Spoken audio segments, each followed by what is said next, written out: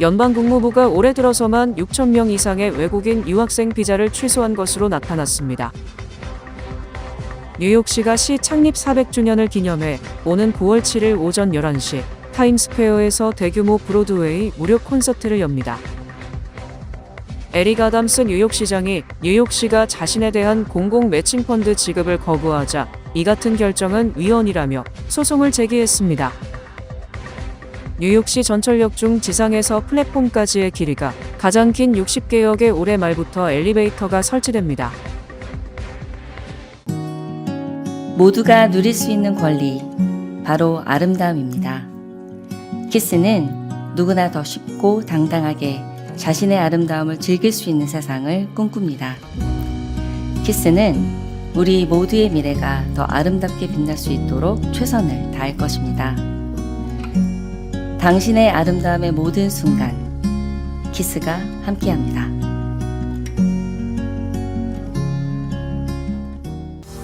PCB의 능력이 나의 능력으로 이어집니다. 내가 만난 새로운 능력, PC빌리티. PCB뱅 제공입니다.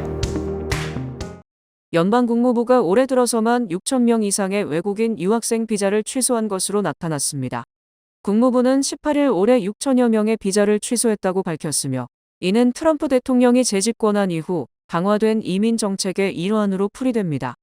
이 중 약 4천 건은 폭행, 음주운전, 절도 등 범죄 혐의와 관련됐고 200에서 300건은 테러 관련 혐의로 비자가 취소됐습니다. 특히 대학 내에서 이스라엘 가자지구 사태를 규탄하는 시위에 참여한 일부 학생들이 반유대주의로 간주되며 비자 취소 대상에 포함된 정황도 드러났습니다. 미국 이민 및 국적법 제212조는 생명과 재산에 위협이 되는 행위를 테러로 규정하며 이에 따라 광범위한 해석이 가능합니다.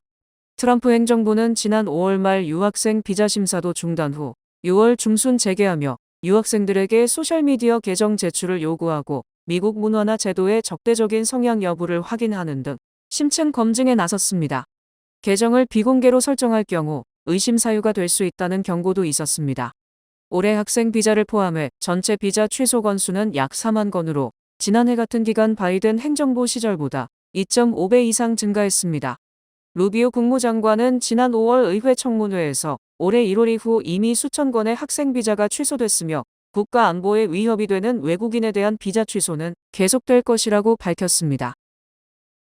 뉴욕시가 시 창립 400주년을 기념해 오는 9월 7일 오전 11시 타임스퀘어에서 대규모 브로드웨이 무료 콘서트를 엽니다. 에릭 아담스 뉴욕시장, 뉴욕시 관광청, 브로드웨이 리그는 오늘 뉴욕시 400주년을 기념하는 무료 라이브 콘서트 파운디드 바이 브로드웨이를 발표했습니다. 파운디드 바이 브로드웨이라는 이름의 이번 공연은 뉴욕시의 대표 예술인 브로드웨이를 중심으로 도시의 역사와 문화를 조명하는 행사로 아담스 시장이 주도하는 연중 캠페인 파운디드 바이 NYC의 핵심 이벤트 중 하나입니다. 공연에는 라이온 킹, 위키드, 맘마미아, 해리포터와 저주받은 아이, 알라딘, 시카고, 물랑 루즈 등 인기 뮤지컬 20여 작품의 출연진이 참여하며 현장에서는 생생한 라이브 밴드 연주도 함께 펼쳐집니다. 이번 콘서트는 브로드웨이 위크 두매 1인 할인 행사의 시작을 알리는 행사로 극장가와 지역 상권 활성화에도 기여할 전망입니다. 행사는 무료로 진행되며 공연 장소는 타임스퀘어 중심부인 더피 스퀘어입니다. 뉴욕시 관광청은 브로드웨이는 뉴욕을 상징하는 문화이자 관광 자산이라며 이번 행사를 통해 시민과 관광객 모두가 뉴욕의 예술적 유산을 함께 즐길 수 있을 것이라고 밝혔습니다. 에릭 아담스 뉴욕시장이 뉴욕시가 자신에 대한 공공 매칭펀드 지급을 거부하자 이 같은 결정은 자의적이고 위헌이라며 소송을 제기했습니다. 아담스 시장은 어제 뉴욕 동부연방법원에 뉴욕시 선거관리위원회를 상대로 매칭펀드 4,700만 달러를 지급하지 않기로 한 것은 불법이라며 또다시 소송을 제기했습니다. 아담스 시장은 지난 5월 27일 같은 법원에도 같은 이유로 소송을 제기했으나 이유가 없다며 기각되자 어제 다시 소송장 내용을 조금 변경해서 소송을 한 것입니다. 아담스 시장은 법적 요건대로 서류를 작성, 증거를 첨부해서 매칭펀드를 요청했지만 선거관리위원회가 임의적으로 자금 지급을 거부했다고 주장했습니다. 또 선거관리위원회의 이 같은 행위는 정치적 탄압이자 유권자들의 권리를 박탈하는 조치이며 헌법에 보장된 표현의 자유와 적법 절차 준수를 어긴 것으로 공정한 선거를 위협한다고 강조했습니다. 이에 대해 선거관리위원회는 아담스 시장이 매칭펀드 지급에 필수적인 문서를 제출하지 않는 등 관련 규정을 어겼으므로 지급을 거부했다는 입장입니다. 선거관리위원회는 지난해 12월 16일 아담스 시장이 청구한 약 470만 달러 상당의 매칭펀드 지급을 거부했으며 아담스 시장이 이를 재청구했음에도 지난 8월 6일 요청자료 미제출 등의 이유로 다시 지급을 거부한 상황입니다. 뉴욕시의 공적선거자금 매칭펀드 제도는 소액 기부금에 대해 선관위가 최대 8배까지 보조금을 지급하는 제도입니다. 매칭펀드는 250달러 이하의 기부금에 대해 8배가 지급되며 만약 500달러를 기부했다면 이 중 250달러에 대해 8배가 지급됩니다. 뉴욕시 전철역 중 지상에서 플랫폼까지의 길이, 즉 지하 또는 지상까지의 깊이가 가장 긴 60개역에 올해 말부터 엘리베이터가 설치됩니다. 메트로폴리탄 교통공사는 뉴욕시 전철역 중 지상에서 플랫폼까지의 거리가 가장 긴 브루클린의 전철역을 비롯해 맨해튼과 퀸즈 등 60개역에 올해 말부터 엘리베이터 공사를 시작, 내년까지 이를 모두 끝낼 것이라고 밝혔습니다. 메트로폴리탄 교통공사는 이번 프로젝트에 투입되는 예산은 10억 달러로 책정했으며 연방과 주정부 지원금, 그리고 MTA 자체 예산으로 충당한다고 설명했습니다. 엘리베이터가 설치되는 역은 약 440개에 달하는 뉴욕시 전철역 중 12%에 해당하는 것으로 뉴욕시는 다른 도시에 비해 전철역의 엘리베이터나 에스컬레이터 등의 편의시설이 턱없이 부족하다는 비판을 받아왔습니다. 이에 대해 한 브루클린 주민은 지하철의 가파른 계단을 오르는 것이 마치 에베레스트 정상에 오르는 것처럼 힘들었다며 엘리베이터가 노약자나 임산부는 물론 일반 시민들에게도 큰 도움이 될 것이라며 환영했습니다. 이 프로젝트와 관련 퀸즈 지역에서는 레고파크의 63드라이브역, 엘름허스트의 그랜드 에비뉴 뉴타운역, 써니사이드의 46스트리트 7번 전철역, 롱아일랜드 시티의 퀸즈보로 플라자역, 오드헤이븐의 오드헤이븐 블루버드역 등 5개가 포함됐습니다.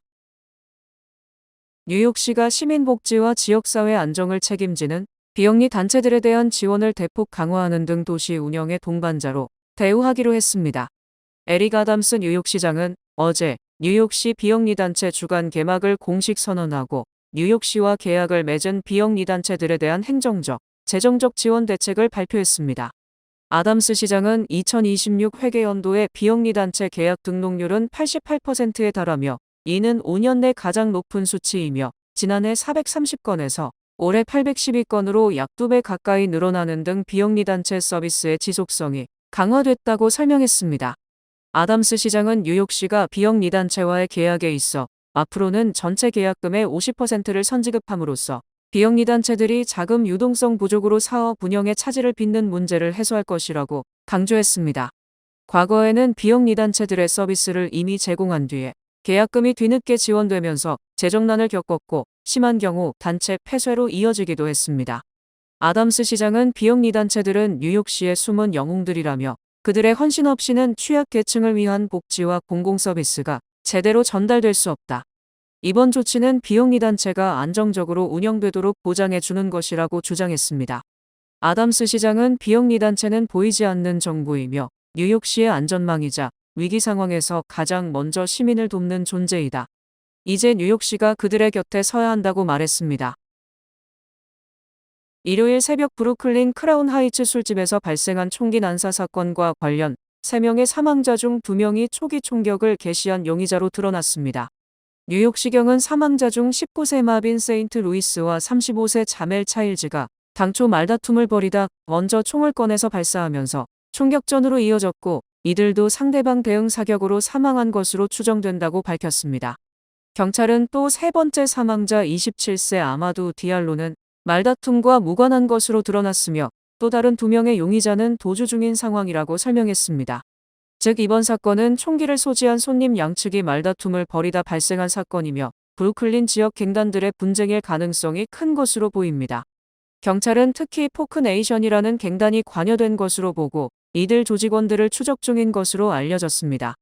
포크네이션 갱단은 1978년 시카고에서 결성된 범죄 조직으로 현재는 뉴욕과 미네소타, 조지아, 플로리다 등으로 영역을 넓힌 전국구 범죄 조직입니다. 특히 뉴욕에서는 브루클린 지역이 주활동 무대이며 올해만 최소 6건 이상의 총격 사건에 연루된 것으로 드러나 집중적인 수사를 받고 있습니다. 또 브루클린 지역에는 피플 네이션, 유나이티드 블러드 네이션 등의 범죄 조직이 대립하고 있으며 활동 영역을 둘러싸고 잦은 마찰을 빚고 있습니다. 러시아의 침공 이후 처음으로 푸틴 러시아 대통령과 젤렌스키 우크라이나 대통령 간 정상회담이 트럼프 대통령의 중재로 추진되고 있습니다. 18일 백악관에서 열린 미 우크라이나 및 유럽 정상 간 연쇄회담에서 트럼프 대통령은 푸틴 대통령과 40분가량 직접 통화한 뒤 푸틴 젤렌스키 회담 준비에 착수했으며 이후 3자 회담도 열릴 것이라고 밝혔습니다. 독일 측은 푸틴이 2주 내 회담 개최에 동의했다고 전했지만 러시아는 아직 공식 확인을 유보한 상태입니다. 이번 회담은 우크라이나 영토 양보 압박에 대한 우려 속에서 시작됐지만 트럼프 대통령은 그건 우크라이나의 문제라고 선을 그으며 유럽 정상들로부터 긍정적인 반응을 이끌어냈습니다. 젤렌스키 대통령은 트럼프에게 전황을 지도와 함께 설명하며 러시아가 최근 1%도 점령하지 못했다는 점을 강조했고 이는 백악관 측에도 새로운 정보로 받아들여졌습니다. 다자 회담에서는 영토 문제보다는 전후 안보 보장 논의에 집중됐습니다. 영국과 프랑스를 중심으로 구성된 의지의 연합은 휴전 후 안보보장군 계획을 세웠으나 미국의 명확한 참여 없이는 실행이 어렵다는 현실에 부딪혀 있었고 이에 젤렌스키 대통령과 유럽 정상들은 미국의 동참을 강하게 요구했으며 트럼프 대통령도 유럽이 제1방어선이지만 미국도 관여할 것이라고 밝혔습니다. 트럼프는 구체적인 군사 지원 방안에 대해선 말을 아꼈으나 젤렌스키 대통령은 미국이 안보 보장에 참여할 준비가 됐다는 점은 매우 중요하다며 영토 문제는 푸틴과 직접 논의할 사안이라고 강조했습니다. 전문가들은 향후 열릴 수 있는 푸틴 젤렌스키 회담이 4년째 이어진 전쟁의 중대 분기점이 될 것으로 보고 있으며 트럼프가 회담을 실제로 성사시킬 수 있을지가 향후 평화협상 향방을 좌우할 첫 시험대가 될 전망입니다.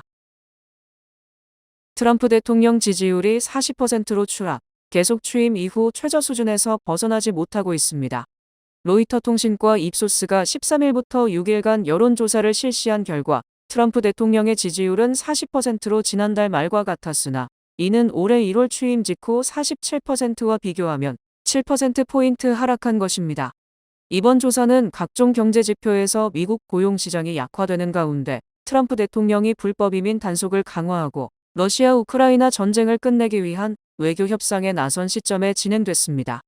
특히 지난 대선 때 트럼프 대통령을 적극적으로 지원, 당선에 결정적 역할을 했던 히스패닉 유권자들은 트럼프의 국정 수행을 긍정적으로 평가한 비율이 32%에 그치는 등 트럼프에게 등을 돌리는 것으로 조사됐습니다.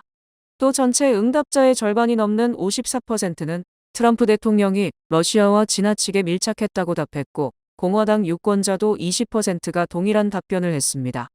이는 트럼프 대통령이 지난 15일 푸틴 대통령과 알래스카 정상회담에서 우크라이나가 러시아의 영토를 양도하라는 푸틴 주장에 동조하는 모습을 보였기 때문으로 풀이됩니다. 이외에 트럼프 대통령의 범죄 대응에는 42%, 강력한 이민 단속에는 43%가 각각 긍정적으로 평가했습니다. 지난 2020년 대선에서 선거가 조작됐다고 보도한 극우 친트럼프 매체가 거액의 배상금을 물게 됐습니다. 대표적인 극우 친트럼프 매체로 잘 알려진 케이블 방송 뉴스맥스는 어제 공개된 증권거래위원회 보고를 통해 전자투표 제조업체인 도미니언 보팅 시스템의 명예훼손 손해배상금으로 6,700만 달러를 지급하기로 합의했다고 밝혔습니다. 뉴스맥스는 2020년 바이든 전 대통령이 트럼프 대통령을 꺾고 당선된 것은 도미니언 보팅 시스템이 베네수엘라 업체와 연관된 전자투표 소프트웨어로 집계를 조작한 부정선거라고 보도했었습니다. 도미니언 보팅 시스템은 뉴스맥스가 소셜미디어뿐 아니라 방송에서 18차례에 걸쳐 고의로 허위사실을 퍼뜨리자 명예를 훼손했다며 지난 2021년 16억 달러 소송을 제기했었습니다. 이에 대해 델라웨어 연방법원은 도미니언 측이 뉴스맥스의 보도가 허위이자 명백한 명예훼손이라는 점을 잘 설득했다며 지난 4월 뉴스맥스 측에 기각 요청을 불허하고 재판 속행 명령을 내렸었습니다. 이에 따라 뉴스맥스 측은 재판부가 사실상 도미니언 승소 쪽으로 기울었다고 판단하고 배심원 재판이 시작될 경우 천문학적 배상금이 나올 우려가 있다고 보고 평결 이전에 합의를 했습니다. 뉴스맥스는 배상금을 주기로 합의했음에도 불구하고 허위 보도에 대해 사과하기는커녕 언론의 정문적 기준 내에서 이루어진 공정하고 균형 잡힌 보도라고 생떼를 썼습니다. 또 보수 매체인 폭스뉴스도 도미니언의 2020년 대선 조작서를 보도했다가 지난 2023년 4월 7억 8,750만 달러를 배상하기로 합의했습니다. 폭스뉴스는 이외에도 또 다른 전자투표 업체인 스마트매틱의 부정선거 의혹을 보도했다가 27억 달러 손해배상 소송을 당한 상황입니다. 뉴올리언스 시장이 낭만적인 휴가에 공적 자금을 오용한 혐의로 기소됐습니다. 흑인 여성 최초의 뉴올리언스의 라토야 캔트렐 시장이 세금 약 7만 달러를 사적으로 사용한 혐의로 연방형사법원에 기소됐습니다. 캔트렐 시장은 시 보디가드와 부적절한 관계를 맺은 채 공금을 사용해 함께 해외와 국내 여행을 다닌 것으로 드러났습니다. 15일 워싱턴 포스트에 따르면 검찰은 캔트렐 시장이 최소 14차례 이상 밀월 여행을 꾸며냈으며 해당 비용은 모두 시 예산으로 충당됐다고 밝혔습니다. 함께 기소된 인물은 시장의 보디가드 제프리 바피 2세로 두 사람은 마사스 바인야드, 캘리포니아 와이너리, 스코틀랜드, UAE 등 고급 여행지를 함께 방문했습니다. 검찰은 이들의 관계가 2021년 스코틀랜드 출장에서 시작됐으며 1만 5천 건에 달하는 왓츠앱 메시지를 확보했다고 밝혔습니다. 또한 자동 삭제 기능을 이용해 증거 인멸을 시도하고 부하 직원에게 진술을 조작하라고 위협한 정황도 드러났습니다. 특히 시 소유 관저에서 대부분의 시간을 함께 보내면서도 바피가 근무 중인 것처럼 꾸며 부당급여를 지급한 혐의도 포함됐습니다. 캔트렐 시장에게 적용된 혐의는 사기, 공모, 허위 진술 등 총 18개에 달하며 현직 시장이 이런 혐의로 연방법원에 기소된 것은 뉴올리언스 역사상 처음입니다. 민주당 소속인 캔트렐은 2018년 뉴올리언스 최초의 여성 시장이자 흑인 여성 시장으로 당선됐으며 2021년 재선에 성공해 현재 임기 중입니다. 국제신용평가사 스탠더드앤푸어스가 미국의 국가신용등급을 현 상태로 유지했으며 향후 전망도 안정적이라고 전망했습니다. 스탠더드앤푸어스는 미국의 장기신용등급은 2A+로 단기 등급은 A-1+로 현 상태를 유지한다고 발표했습니다. 또 향후 신용등급의 변경 가능성에 대한 평가도 안정적이라고 밝혀 가까운 시일 내에 등급이 조정될 가능성이 크지 않다고 밝혔습니다. 스탠더드앤푸어스는 국내 및 국제 정책 변화가 미국 경제의 탄력성과 다양성에 부담을 주지 않을 것으로 보인다. 우리는 세금 감축과 지출 증가 등을 골자로 하는 재정 법안으로 재정이 나빠질 수 있다고 보지만 관세 수입 등의 증가를 이를 상쇄할 것으로 예상한다고 설명했습니다. 또 전망이 안정적이라는 평가는 미국의 재정 적자가 의미 있게 개선되지는 않을 것으로 예상하지만 향후 몇 년간 지속적으로 악화되지는 않는다는 뜻이라고 덧붙였습니다. 특히 미국 경제의 지속적인 회복력과 신뢰할 수 있고 효과적인 통화 정책, 이미 크지만 더 증가하지 않는 재정 적자, 부채 한도의 5조 달러 증액이 향후 전망을 안정적으로 평가하도록 한 요인이라고 주장했습니다. 하지만 미국 재정 구조 개선, 즉 적자를 줄이고 예산 경직성을 해결하는 것은 여전히 달성하기 어려우며 정치적 무능으로 인해 지출 억제에 실패하거나 세법 변경으로 재정 적자가 증가한다면 향후 2-3년 내 신용등급을 하향 조정할 수 있다고 경고했습니다. 또 정치적 행위가 미국 경제의 건전성이나 장기 정책의 수립, 연준 독립성에 부정적 영향을 미친다면 신용등급은 압박을 받을 수밖에 없다고 지적했습니다. 뱅크 오브 호프가 드리는 경쟁력 있는 이자율에 8개월 및 12개월 프로모 플러스 CD 가까운 뱅크 오브 호프 지점에서 만나보세요. 이 프로그램은 최고의 금융 서비스로 당신을 존중합니다. 뱅크 오브 호프 제공입니다. 주요 단신 전해드립니다. 한국 정부가 오는 한미 정상회담을 앞두고 주미대사로 강경화 전 외교부 장관을 내정했습니다. 맨해튼 북부 할렘 지역에서 발생한 레지오넬라병 감염으로 인한 사망자가 최근 9일 만에 1명 추가되어 총 4명으로 늘었습니다. 김준택 이사장이 이끄는 20일 희망재단은 질병과 사고로 생활고를 겪는 4명에게 기금을 전달했습니다. 뉴욕시경과 MTA는 지난 7월 지하철 범죄율이 전년 동기 대비 8% 감소하며 사상 가장 안전한 달이었다고 밝혔습니다. 저가항공사 에어프레미아가 8월 18일부터 31일까지 2주 출발 인천행 노선 대상 가을 서울 여행 프로모션을 진행합니다. 전미주택건설협회는 8월 웰스파고 주택시장지수가 31을 기록해 2022년 12월 이후 최저 수준으로 떨어졌다고 발표했습니다. AT&T는 2024년 발생한 2차례 대규모 정보 유출과 관련해 고객들에게 최대 7,500달러까지 보상하는 합의안에 연방법원 조정하에 도달했다고 밝혔습니다. 캐나다 최대 항공사 에어캐나다의 승무원 노조가 사측과의 잠정 합의에 도달하면서 파업을 중단하기로 해 항공편 운항도 점진적으로 재개될 예정입니다. 날씨 전해드립니다. 수요일인 내일은 비가 오겠습니다.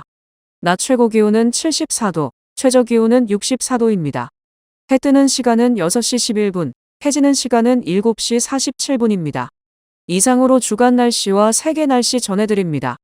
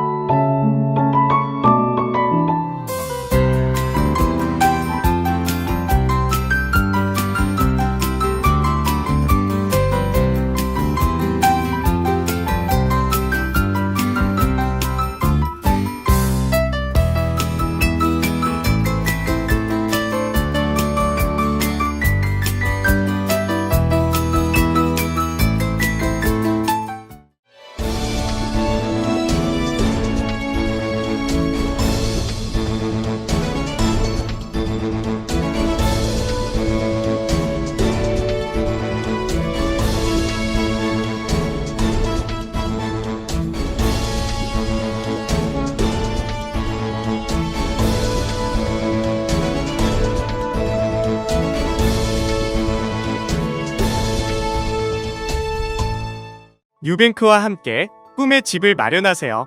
빠른 승인, 맞춤형 서비스, 전문가 상담, 지역 전문성, 경쟁력 있는 이자율. 뉴뱅크가 주택 소유를 쉽고 간편하게 모든 단계에서 도움을 드립니다. 지금 바로 가까운 뉴뱅크 지점을 방문해서 홈모기지 대출 상품에 대해 문의하세요. 뉴뱅크 제공입니다. 이상으로 8월 19일 화요일 TKC 뉴스데스크 여기서 마치겠습니다. 시청해주신 여러분 고맙습니다.